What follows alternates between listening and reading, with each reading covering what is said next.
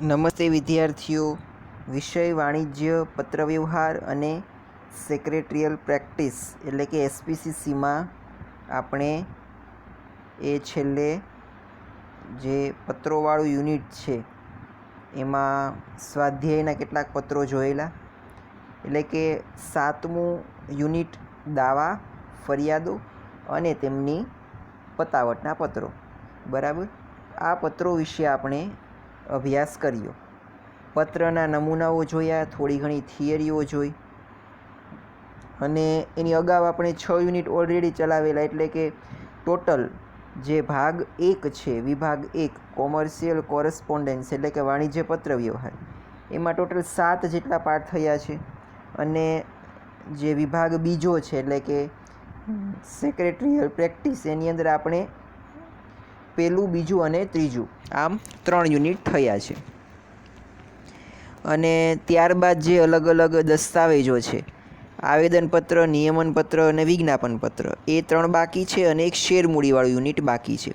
અને બીજું હજી એક પત્રવાળું યુનિટ એટલે કે આર્થિક દરજ્જા અંગેની માહિતી મેળવતા તથા ઉઘરાણીના પત્રો, એ યુનિટ પણ આપણે કરવાનું બાકી છે. તો હવે આપણે બંને વિભાગોનું સંતુલન જળવાઈ રહે એટલા માટે જે ચોથું યુનિટ છે આવેદનપત્ર, બરાબર, એ આપણે આજે શરૂ કરવાનું છે.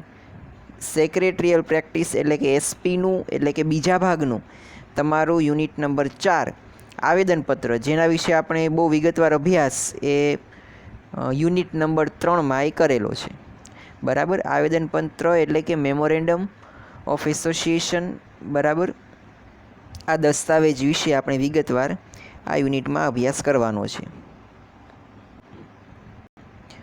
તો યુનિટ નંબર 4 એટલે કે આવેદનપત્ર, મેમોરેન્ડમ ઓફ એસોસિએશન, એમાં આપણે મુખ્યત્વે જે આવેદનપત્ર છે તેનો અર્થ, તેની વ્યાખ્યા, પછી આવેદનપત્રના લક્ષણો, ત્યારબાદ આવેદનપત્રનું મહત્ત્વ, આવેદનપત્રની જુદી જુદી કલમો, બરાબર, એમાં નામની કલમ, રજિસ્ટર ઓફિસની કલમ, ઉદ્દેશ્યની કલમ, જવાબદારીની કલમ, મૂડીની અને સ્થાપનાની કલમ, ત્યારબાદ આવેદનપત્રમાં ફેરફાર. તો ઉપરોક્ત જે કલમો છે એ કલમોમાં આપણે ફેરફાર કરવાનો છે, એટલી વિગત. એટલે કે આ પણ ખૂબ જ નાનું અને સરળ યુનિટ છે. દસ્તાવેજ વિશે તમારે અહીંયા ભણવાનું છે. તો કંપની ધારો 2013 છે, તે હેઠળ દરેક પ્રકારની કંપનીની નોંધણી ફરજિયાત છે.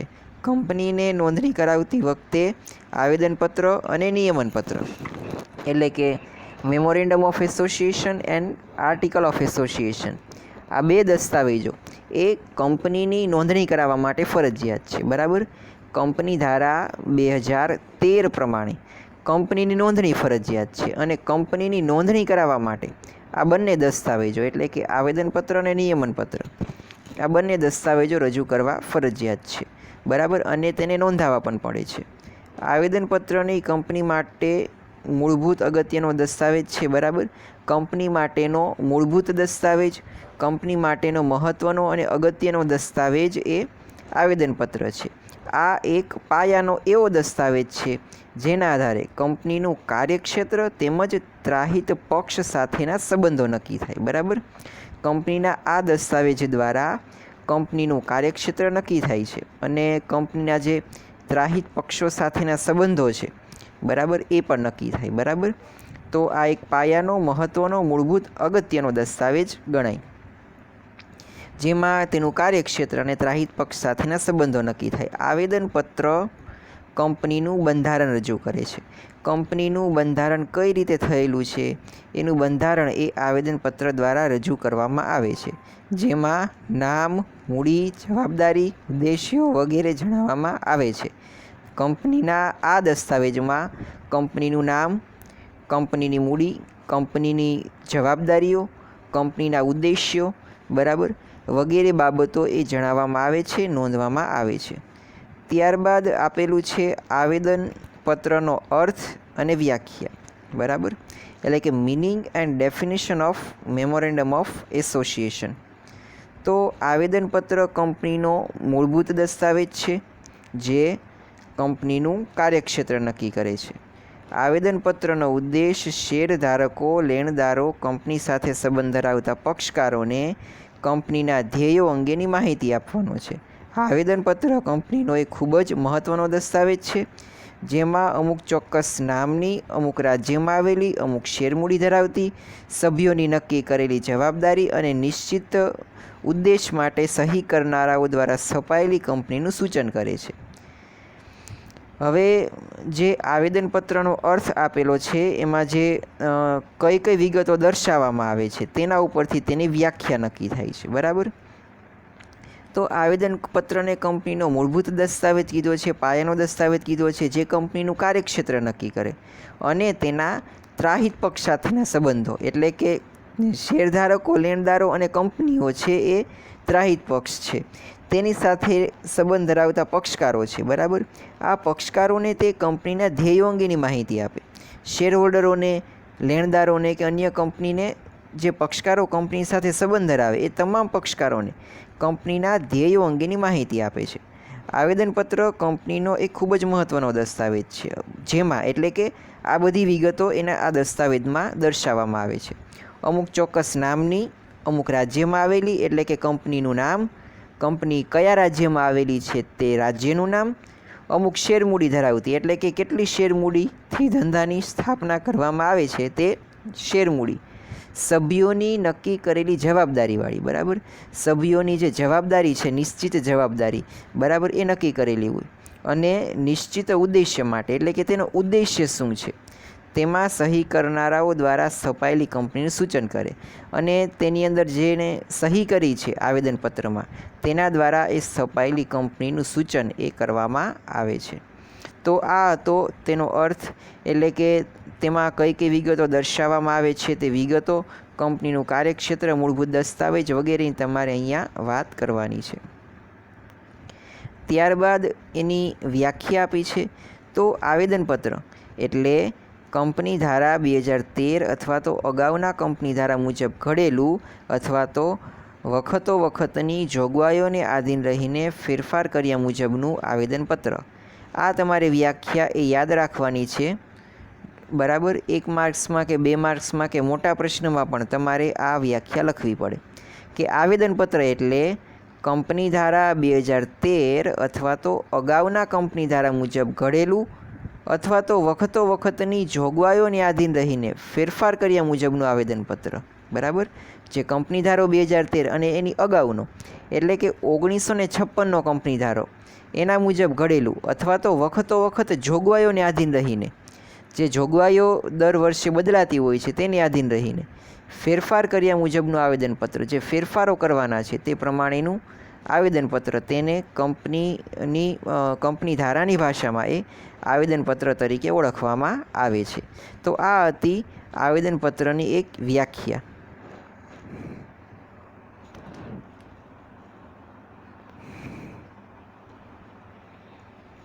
ત્યારબાદ લોર્ડ કેન્સના જણાવ્યા મુજબ આવેદનપત્ર એ કંપનીનું બંધારણ છે, જે કાયદા હેઠળ છપાયેલી કંપનીના અધિકારીઓની મર્યાદા દર્શાવે છે.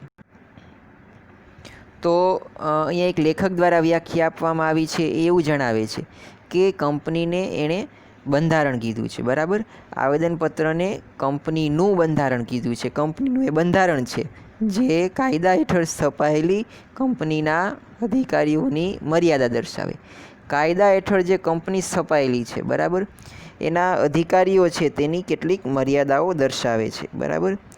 ત્યારબાદ આપેલા છે આવેદનપત્રના લક્ષણો. બરાબર. તો ઉપર જે આપણે વ્યાખ્યા લખીને એ વ્યાખ્યાને તમે વાક્યોના સ્વરૂપમાં લખી નાખો એટલે એ તમારા લક્ષણો થશે. બરાબર.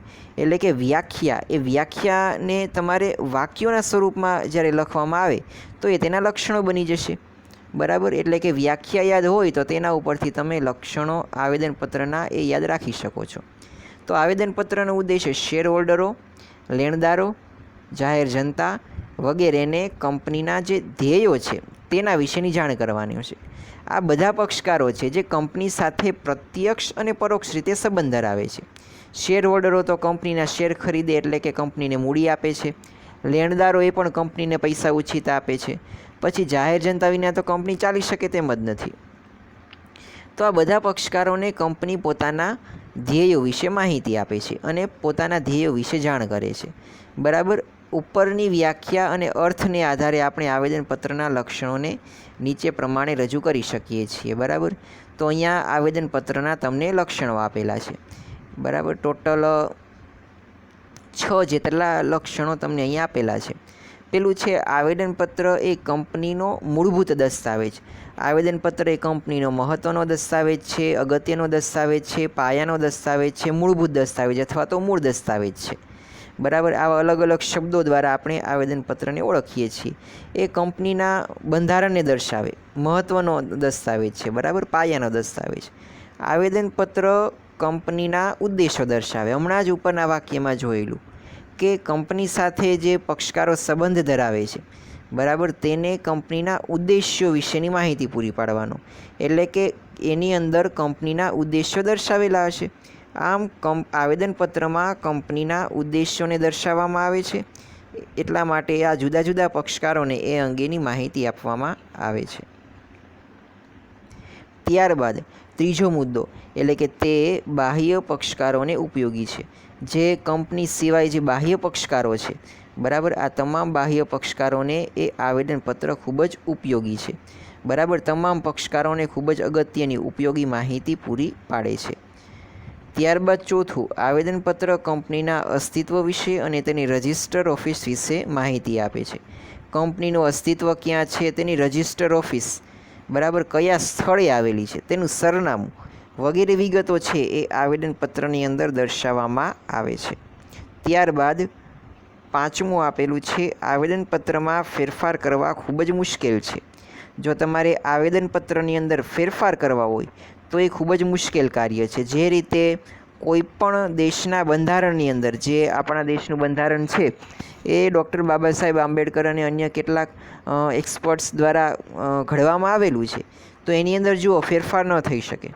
જે અનામત કેટેગરી માટે જે એનો કિસ્સો છે આખો, એ આપણે જાણીએ છીએ કે અમુક ટકા એ અનુસૂચિત જાતિ ને જનજાતિના લોકો માટે નોકરીની બાબતમાં કે એડમિશન મેળવવાની બાબતમાં અનામત પ્રથા એ લાગુ છે.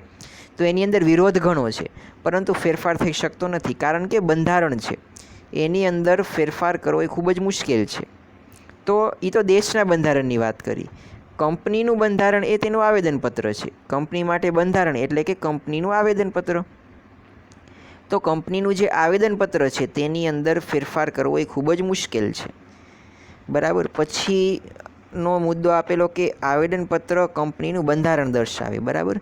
કંપનીનું જે બંધારણ છે એ આવેદનપત્ર દર્શાવે છે. એમાં કંપનીનું બંધારણ એટલે કે એમાં ફેરફાર કરી શકાતો નથી અને કંપનીનું ગઠબંધન કઈ રીતે થયેલું તે અંગેની વિગત એ તમે આવેદનપત્ર દ્વારા જાણી શકો છો.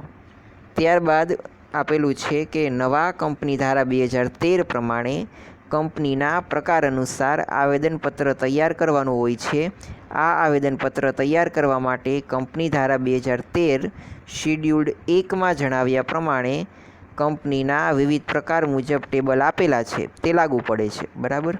હવે જુઓ, જે 2013નો કંપની ધારો આપેલો છે તેની અંદર જે કંપની જુદા જુદા પ્રકારની, પહેલી વાત તો એ કે આવેદનપત્ર કઈ રીતે તૈયાર કરવું, કયા ફોર્મમાં તૈયાર કરવું, એ એક અગત્યનો પ્રશ્ન છે. તો આનું ફોર્મ છે ને એ તમને કંપની ધારામાં આપેલું હોય. બરાબર. કંપની ધારાની જે કાયદો છે 2013નો, તેની અંદર શેડ્યુલ્ડમાં એ જુદા જુદા ફોર્મ આપેલા. કંપની કયા પ્રકારની તે અનુસાર એ ફોર્મને તમારે અનુસરવાનું. બરાબર. અને તે અનુસાર તમારે આવેદનપત્ર તૈયાર કરવાનું હોય છે. આ આવેદનપત્ર તૈયાર કરવા માટે કંપની ધારો છે તેનું જે શેડ્યુલ્ડ 1 છે ને એની અંદર જુદા જુદા પ્રકારની કંપની માટે કયું ટેબલ અનુસરવું, બરાબર, તેના ફોર્મ્સ એ તૈયાર આપવામાં આવેલા છે.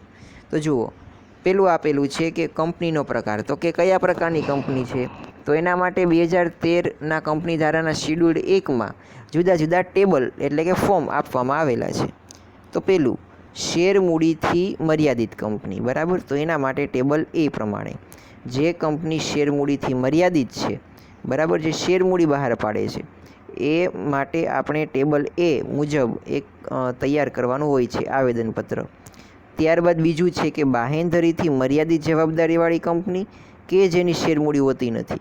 બરાબર, કંપની કે જેની શેરમૂડી જ ન હોય પરંતુ તે બાહેંધરીથી મર્યાદિત હોય. બરાબર, તો એનું ટેબલ બી પ્રમાણે આવેદનપત્ર તેણે તૈયાર કરવાનું હોય છે કે જે બાહેંધરીથી મર્યાદિત જવાબદારીવાળી, એટલે કે જો એની શેરમૂડી ન હોય પરંતુ એને જેટલા પૈસા જોતા હોય ને એ કોઈ વ્યક્તિ પાસેથી તેણે બાહેંધરી લીધી હોય.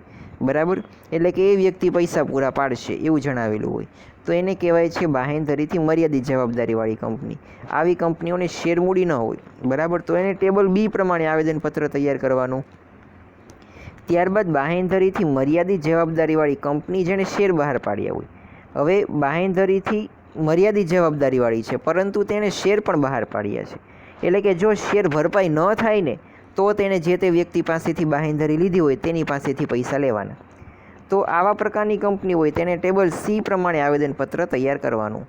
ત્યારબાદ અમર્યાદિત જવાબદારીવાળી કંપની જેને શેરમૂડી હોતી નથી, તેની જવાબદારી અમર્યાદિત છે અને શેરમૂડી પણ હોતી નથી, તો તેને ટેબલ ડી પ્રમાણે પોતાનું આવેદનપત્ર તૈયાર કરવાનું હોય છે. ત્યારબાદ એવું જણાવેલું છે કે અમર્યાદિત જવાબદારીવાળી કંપની જેને શેર હોય, એટલે કે તેને શેર પણ બહાર પાડ્યા અને તેની જવાબદારી અમર્યાદિત છે, તો આવી કંપનીઓએ ટેબલ ઈ એ પ્રમાણે પોતાનું આવેદનપત્ર તૈયાર કરવાનું રહે છે. આમ જુદા જુદા પ્રકારની કંપની અનુસાર એને કયા પ્રકારનું આવેદનપત્ર તૈયાર કરવું, બરાબર, તેના જુદા જુદા ટેબલ્સ એટલે કે જુદા જુદા ફોર્મ્સ એ તમને અહીંયા આપવામાં આવેલા છે. તો આ એક વિગત તમારે યાદ રાખવાની છે. આવેદનપત્ર કંપની ધારાના ટેબલ એ, બી, સી, ડી અને ઈની જોગવાઈઓ મુજબ છાપેલું યોગ્ય ફકરામાં અનુક્રમ નંબર સાથેનું હોવું જોઈએ. તેમાં સભ્યોએ સાક્ષીઓની હાજરીમાં સહી કરેલી હોવી જોઈએ. બરાબર, જે પેલામાં ઉપર ટેબલ્સ આપેલા છે કંપની ધારામાં તેની અંદર જે છાપેલું હોય છે એમાં જે પેરેગ્રાફ આપેલા હોય છે, અનુક્રમ નંબર આપેલા હોય છે, બરાબર, તે સાથેનું એ અહીંયા આવેદનપત્ર હોવું જોઈએ. તેમાં સભ્યોએ સાક્ષીઓની હાજરીમાં સહી કરેલી હોવી જોઈએ. જે સાક્ષી રાખેલા છે સભ્યો એ તમામે તેમાં સહી પણ કરેલી હોવી જોઈએ. આવેદનપત્રની જોગવાઈઓ કંપની ધારા 2013ની જોગવાઈઓની વિરુદ્ધની ન હોવી જોઈએ. બરાબર, આવેદનપત્રની જે જોગવાઈઓ છે એ કંપની ધારા 2013ની જે જોગવાઈઓ છે તેની વિરુદ્ધમાં ન હોવી જોઈએ. આવેદનપત્રની તમામ જોગવાઈઓ કંપની ધારા 2013ને આધીન હોવી જોઈએ. તેમાં જે જણાવેલું હોય તેનું પાલન થયેલું હોવું જોઈએ.